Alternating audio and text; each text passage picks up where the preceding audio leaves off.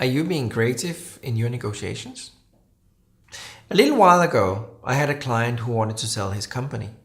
He had received 3 proposals. The first proposal were for $1.2 million, the second proposal were for $1.9 million, and the third proposal were for $2.1 million.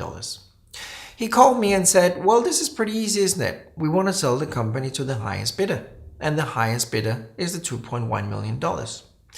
I said, well, hang on a second. Do we actually know what the buyers want to buy? And he said, well, it's not really important. I just want to get the highest possible price. And I said, exactly. Let's have a questionnaire with some of these buyers to see what is their real interest. What we actually learned was that the first buyer, or the first one who made the proposal of 1.2 million, wanted to buy the client base. The second buyer, the one who was actually giving a proposal of 1.9 million, he wanted to buy the patents and the intellectual property of the company.